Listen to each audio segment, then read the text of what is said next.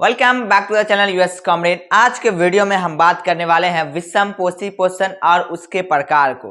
अगर आपने प्रकाश संश्लेषण की वीडियो नहीं देखी है और भी मैंने वीडियो बना रखे हैं फर्स्ट चैप्टर का, तो वो वीडियो आप जाकर पहले देखिए। आपको कहीं जाने की जरूरत नहीं है, इसका लिंक आपको डिस्क्रिप्शन बॉक्स में मिल जाएगा इस वीडियो के, तो वहां से जाकर आप देख ले। अगर आप हमारे चैनल पर नए हैं तो प्लीज चैनल को सब्सक्राइब कर ले, क्योंकि आपका एक सब्सक्राइब हमें बहुत मोटिवेट करता है। तो आज हम देखेंगे विषम पोषी पोषण। हम स्वपोषी पोषण के बारे में बात कर चुके हैं, प्रकाश संश्लेषण क्या, ये सब बात कर चुके हैं।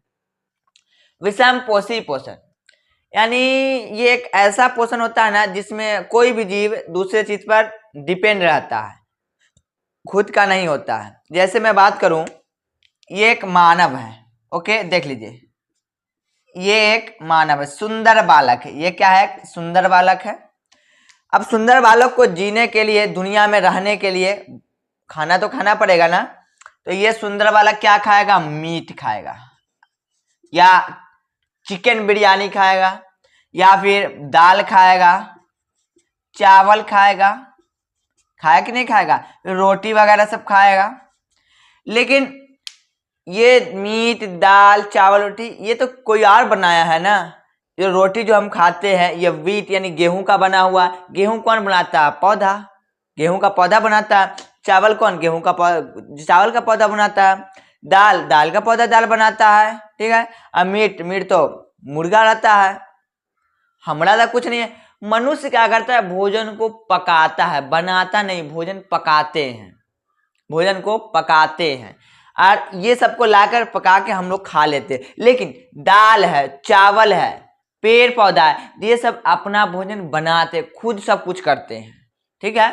तो इसका डेफिनेशन है कि वह पोषण जिसमें जीव भोजन के लिए किसी दूसरे जीव पर निर्भर रहते हैं। यानी कि अगर स्वपोषी पोषण नहीं होता तो विषम पोषी पोषण नहीं होने वाला है। क्योंकि अगर भेड़ बकरी की बात करें तो वो घास भूसा खा लेता है। और घास भूसा क्या है? वो भी एक स्वपोषी पोषण है। भूसा हमसे कहाँ मिलता है? तो भूसा हमको गेहूं से मिल जाता है। तो कहीं ना कहीं स्वपोषी पोषण होगा तभी विषम पोषी पोषण संभव है। तो आपको समझ में आ गया होगा कि दूसरे चीज को जो खाता है वो आपका विषम पोषी पोषण है। लेकिन कौन किस चीज को खाता है, इसलिए ये तीन कैटेगरी में, कितने प्रकार के? तीन प्रकार के हैं विषम पोषी पोषण। तीन प्रकार के: परजीवी पोषण, मृतजीवी पोषण, प्राणी सम पोषण।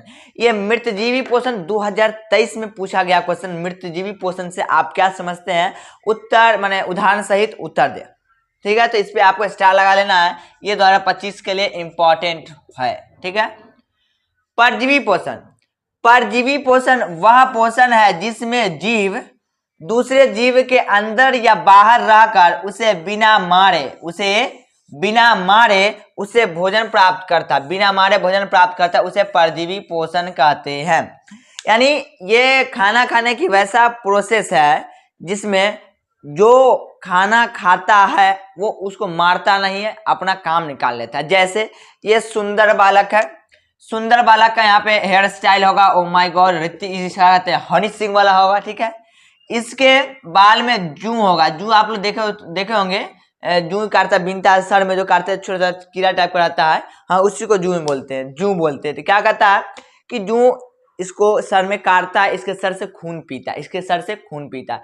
तो ये जूं जो है इस सुंदर बालक को तो जान से मार तो नहीं देगा, लेकिन अपना काम तो निकाल लिया ना, अपना पेट तो भर लिया। अभी सुंदर बालक रात को सोने जाएगा तो आई के देवा में खटमल काटेगा, खटमल। अब ये जो खटमल है, खटमल तो सुंदर बालक को मार तो नहीं दे, लेकिन थोड़ा सा परेशान कर देगा, इसका खून चूस लेगा। तो यही आपका परजीवी पोषण कर रहा है, माने जो सामने वाला जीव जिससे हम भोजन प्राप्त कर रहे हैं उसको मारेंगे नहीं, उसको जान से मारेंगे नहीं, फिर भी बिना मारे हुए उससे हम अपना भोजन निकाल लेंगे, बिना मारे हुए अपना भोजन निकाल लेंगे। आप एक अमरबेल देखे होंगे, अमरबेल, अमरबेल ऑप्शन में नहीं, अमरबेल माने पेड़ पौधे के ऊपर ना पीला पीला लत्ती टाइप का हो जाता है अमरबेल। वो अमरबेल का काम क्या है कि पौधे को मारता नहीं है, उसे अपना भोजन ले लेता है, ठीक है। तो वो आपका परजीवी पोषण करता है। आई होप आपको इतना समझ में आ गया होगा। इसका एग्जांपल है जू, खटमल, फीता कृमि। फीता कृमि यानी बच्चे लोग के पेट में जो चाली हो जाता, कीड़ा हो जाता, वही है फीता कृमि, उसी को फीता कृमि कहते हैं। परजीवी में आपका अमरबेल आ जाएगा, ये आपका परजीवी पोषण है। यानी वैसा पोषण जिसमें जीव किसी जीव के अंदर या बाहर रहकर उसको बिना मारे हुए उसे भोजन प्राप्त करता है, परजीवी पोषण कहलाता है। अब हम मृतजीवी पोषण की बात करते हैं।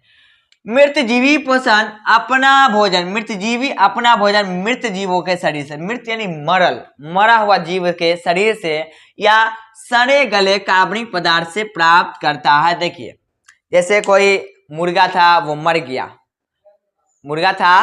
गया, तो उसको मुर्गा टब माने खत्म कौन करेगा? मृतजीवी। यानी इस दुनिया में मृतजीवी का भी होना बहुत जरूरी है।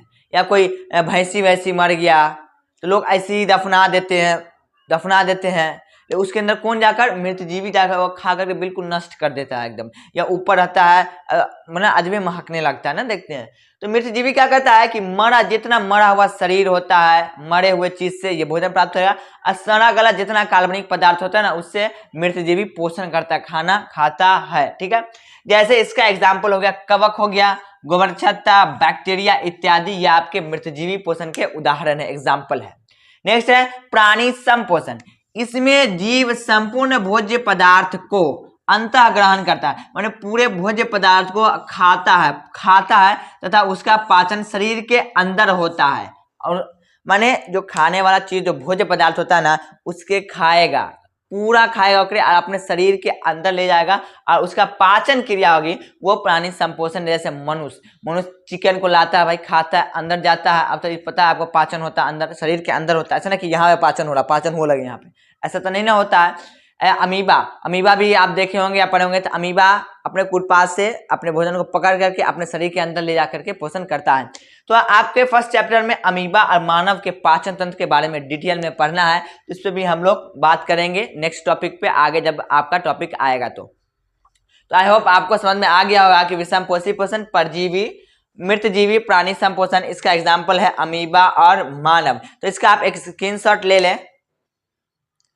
अगर आप हमारे चैनल पर नए हैं तो प्लीज चैनल को सब्सक्राइब कर ले। मिलते हैं नेक्स्ट वीडियो में। Thank you.